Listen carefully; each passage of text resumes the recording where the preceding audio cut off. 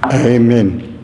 Amen, liewe luisteraar, dit is vir ons aangenaam om weer te kyk na die blye boodskap. Ek het seker al baie gewonder waarom dit 'n blye boodskap is.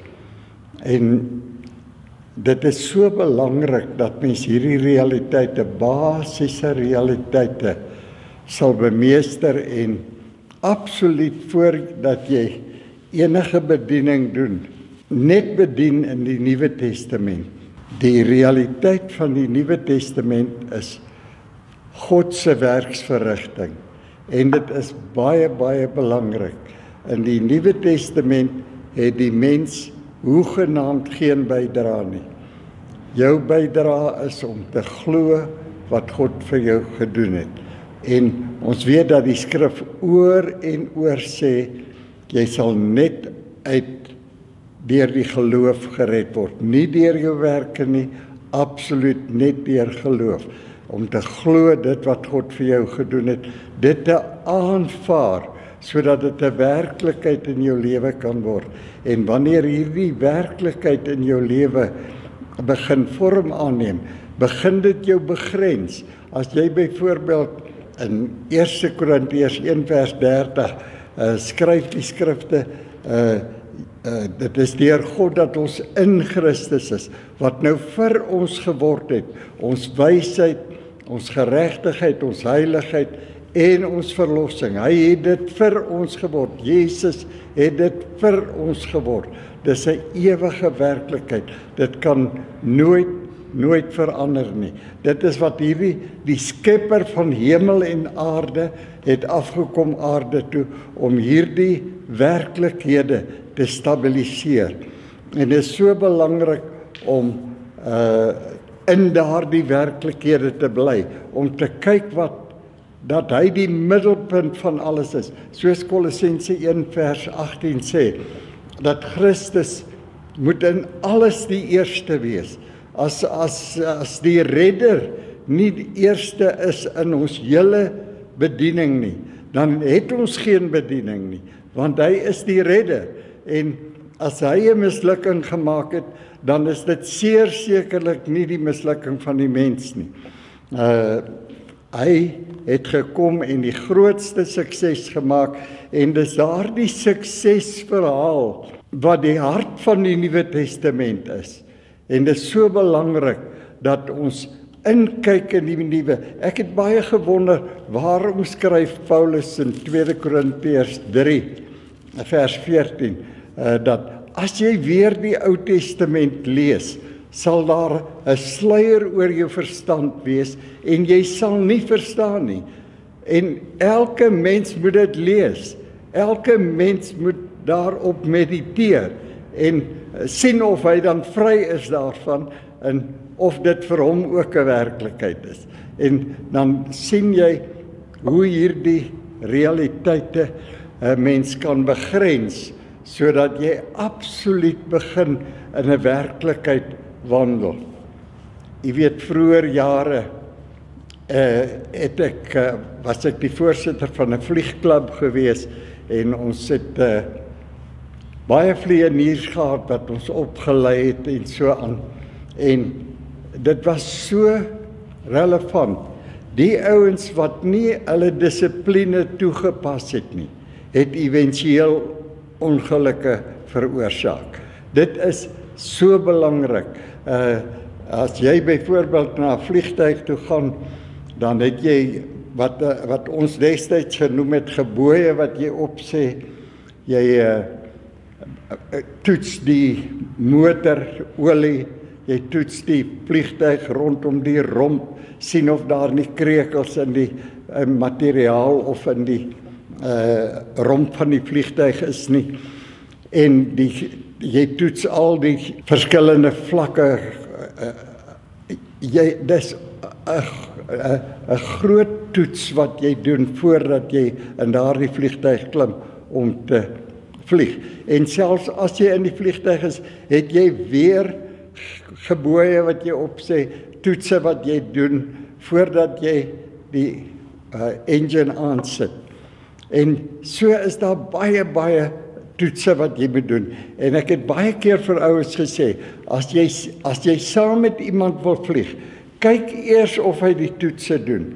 As hy nie die toetse doen nie, dan moet jy weet, jy is onveilig. En hierdie realiteit geld in alle opsigte. Wanneer mens luister na prediking of mense wat oor die skrifte verduidelik of enigstens daarbey betrokke is, kan jy dadelik hoor, as ouens rond en bond kwoteer uit die Bybel uit, Ou Testament, Nuwe Testament, jy kan dadelik sien hoe verdwaal so 'n persoon werklik is in die werklikheid. Daar's nie 'n moontlikheid dat 'n mens die werksverrigting van God sal aftakel met Ou Testamentiese skrifte en verwarring wat geheers het onder Ou Testamentiese bedienaars en volke en nasies nie. Dit is so belangrik dat dissipline die hart van jou bediening sal wees. Absoluut, dat jy by die skrifte bly, en as God die redder is, dan laat jy hom toe om die redder te wees. En as hy 'n sukses gemaak het aan die kruis, dan proklameer jy daardie sukses. Jy begin nie met ander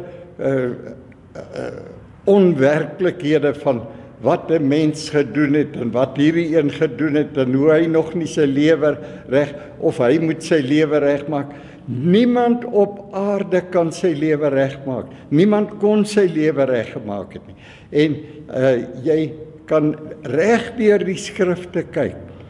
As die skrif sê alle mense het gesondig en dit ontbreek hulle aan die heerlikheid van God, dan het alle mense gesondig en dit ontbreek almal aan die heerlikheid van God. Maar nou word hulle sonder verdienste uit genade deur hierdie groot skepper van hemel en aarde geregverdig. En dit is so belangrik dat hierdie dissiplines toegepas word. Anders verwar mens die mense meer as wat jy hulle bedien. Want hoe meer enige mens sorg of probeer om sy eie saak reg te maak, hoe meer verwar hy sy geestelike lewe, hoe meer faal hy daarin, hoe meer teleurgesteld, hoe meer depressief raak hy, om te dink dat hy self kan niks by redding bydra nie. En dan kyk jy na die groot redding wat vir ons gekom het. Die absolute realiteit dat die mens word uitgeskakel in die Nuwe Testament. Ek haal byvoorbeeld vir u aan uit Galasiërs 2 vers 20. Hy sê, weet julle nou nie, julle is nou in die Nuwe Testament, weet julle nie, dat julle het saam met Christus gesterf. Jy leef nie meer nie. Christus is nou jou lewe. Nuwe Testament. God het jou lewe tot niet gemaak en dit is skrikwekkend as jy sien wat hierdie groot skepper van hemel en aarde vermag het aan die kruis. Dat hy die hele verlede en die toekoms, dat hy alles wat ooit sou ontstaan in daardie kruis vasgevang het en besluit het dat dit was die grootste mislukking en dit moet uit die weg kom. En hy laat toe dat die hele menseras uitgewis word, sodat elke een wat nou in hom glo, in dit wat hy gaan bereik, want aan die kruis bring hy 'n nuwe realiteit tot stand. Luister net 'n bietjie hier na Galasiërs 6 vers 15. Galasiërs 6 vers 15. Hy sê, want in Christus Jesus het nog die besnydenis, nog die onbesnydenis, enige krag, maar net 'n nuwe skepping. Dit wat hy teweeg gebring het aan die kruis, Hy het die hele menseras uitgewis, verlede tyd, toekomende tyd, almal uitgewis en skep 'n nuwe skepsel in Jesus Christus. Jesus Christus kom, neem die sonde van die wêreld op hom, bring 'n nuwe skepping tevoorskyn, wat hy self is, sy eie lewe. Dit wat hy in 33 jaar voortgebring het, om 100% in die wil van sy Vader te wandel. En hy skenk daardie lewe aan jou. Sê Galasiërs 2 vers 20, dis nie meer ek wat lewe nie, maar Christus wat nou in my lewe. As jy nie op hierdie realiteite mediteer, die skepper van hemel en aarde, wat in jou 'n nuwe skepping tevoorskyn gebring het, of jy dit wil aanvaar of nie wil aanvaar nie, dit is 'n geskenk van God. Johannes 16 vers 9, as jy dit nie wil glo nie, is jy verlore. As jy dit glo, is dit jou eiendomsreg. En dit is so belangrik as jy inkyk en sien wat die skepper van hemel en aarde kom vermag het aan die kruis van Golgotha. As ons so in Korintiërs begin, dis so wonderlik as jy na verskillende skrifte kyk. Hy het nie net vir jou 'n nuwe lewe geskenk nie, maar hy het 'n belofte omtrent daardie nuwe lewe. As jy dit aanvaar, as jy die nuwe lewe aanvaar, jou vlees sal al die tyd nog neig na verkeerde dinge, maar in jou gees word verseël deur hierdie groot God. Die oomblik wat jy jou redding aanvaar, word jou gees verseël en geen sonde kan ooit weer in jou gees indring nie. En nou is die skrif baie duidelik dat jou liggaam word nou 'n tempel van die Heilige Gees, 1 Korintiërs 3 vers 16. In daardie liggaam woon die Gees van God. Die Gees van God is heilig en dit is julle. So dit is so belangrik dat jy die absolute afgehandelde werk van God sien in Christus Jesus. Dat jy geheilig is vir tyd en ewigheid. Nou luister net 1 Korintiërs 1, hoe dat hy daardie nuwe lewe vir jou 'n waarborg maak en gaan onderhou. Ek lees vir u vers 8 en 9. Hy sê, hy, hierdie groot skepper, wat julle ook sal bevestig tot die einde toe, om in die dag van Here Jesus Christus onberispelik te wees. God is getrou deur wie julle geroep is, tot gemeenskap met sy Seun Jesus Christus ons Here. God is getrou, hy sal nie vir jou lieg nie. As hy sê, hy gaan jou onberispelik bewaar tot die laaste dag, dan is dit wat hy gaan doen, nie wat jy moet onderhou nie.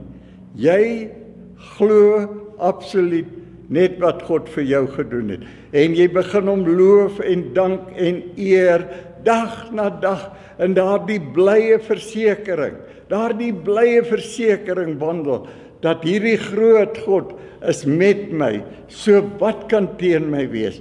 En soos jy absoluut sy dissipline aanvaar, begrens jy jouself. Ewe skielik voel jy, ek wil nie meer die verkeerde dinge doen nie. Maar jy moet eers glo, jy moet eers 'n gelowige word. Sonder om 'n gelowige te word, om te glo wat God vir jou gedoen het, maak jy een groot mislukking.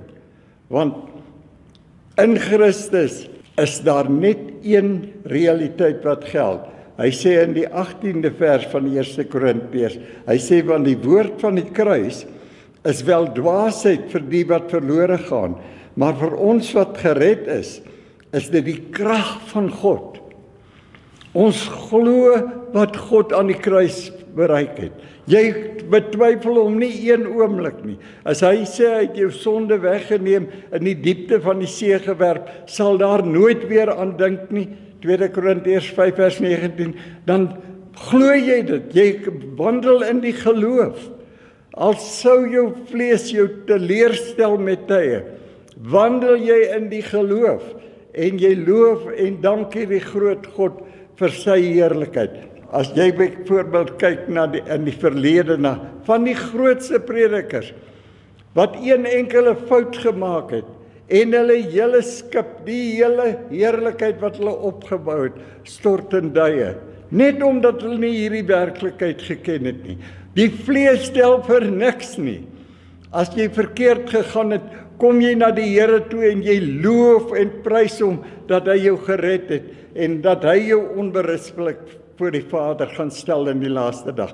Dit is so belangrik dat jy 'n werklike en 'n aggressiewe gelowige word in dit wat hierdie groot God bereik het vir jou. Luister net wat sê hy as jy nie in hom glo nie.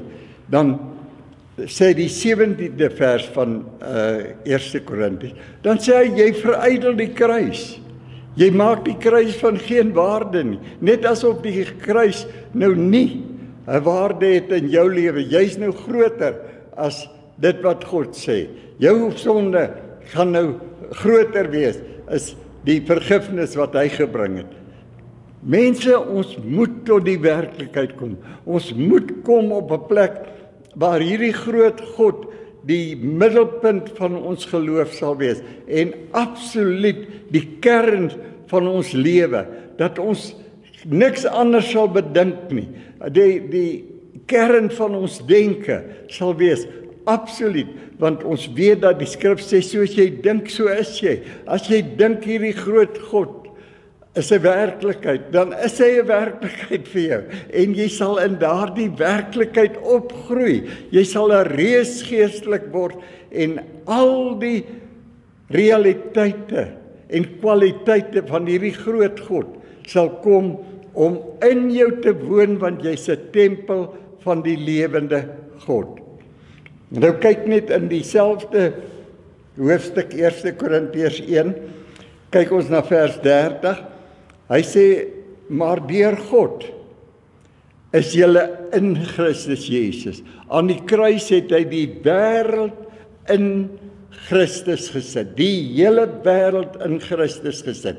Almal wat nog oor duisende jare gebore sal word, almal wat duisende jare gelede gebore is, almal in Christus Jesus. En hierdie Jesus wat gekom het om vir ons te sterf en sy lewe aan ons te skenk, sy lewe word nou vir ons. Ons nuwe wysheid, ons geregtigheid, ons heiligheid en ons verlossing. Waar kan jy op iets meer wil staatmaak? Hoe kan dit wees dat jy nie hierdie realiteite wil aanvaar? Hierdie kwaliteite wat God gratis vir jou skenk. Mense, dit is 'n groot erns dat ons tot die grootste dissipline sal kom wanneer dit kom by die redder van die mens. En hoe hy dit vermag het en wat sy resultaat gaan wees in die toekoms. Dit is so belangrik, want dit sal jou stabiliseer, dit sal jou groot moed gee en absoluut 'n vaste rots waarop jy kan vertrou.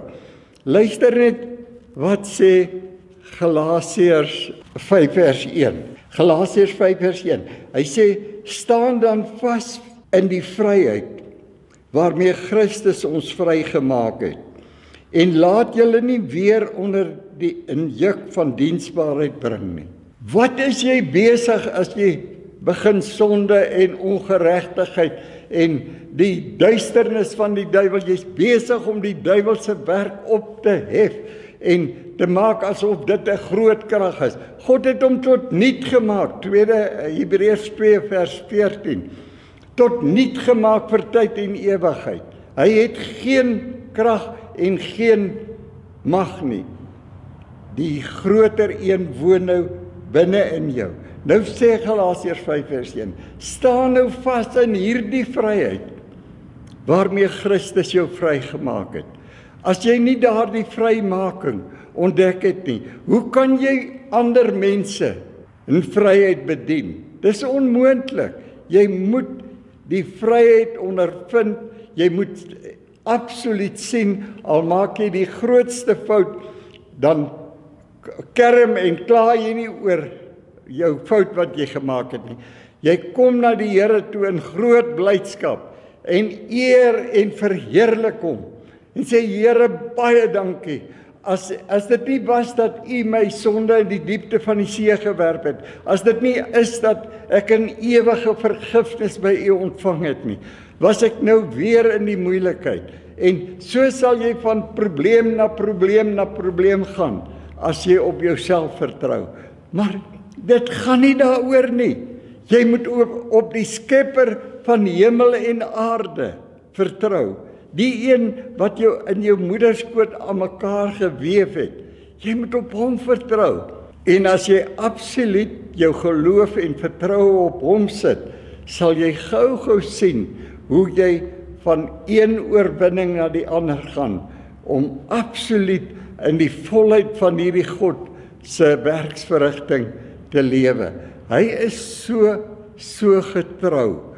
Hy sal jou nooit begewe, nooit verlaat nie. Luister net 'n bietjie wat sê Kolossense 1 vers 21 en 22, ek dink. Hy sê vers 21, Kolossense 1 vers 21, ook julle wat vroeër vervreemd was en vyhandig gesind deur die bose werke, het hy nou versoen. Jy het al 'n leeftyd agter die rug wat jy in dwaasheid en sonde en ongeregtigheid en onkunde geleef het en selfs gepreek het, vir jare gepreek het in onkunde. Hier kom hierdie groot God en hy sê vir jou, daardie verlede, luister mooi, hy sê, ek lees weer vers 21, hy sê ook julle wat vroeër vervreemd was en vyhandig gesind deur die bose werke, het hy nou versoen in die liggaam van sy vlees deur die dood, om julle heilig en sonder gebrek en onberispelik voor hom te stel.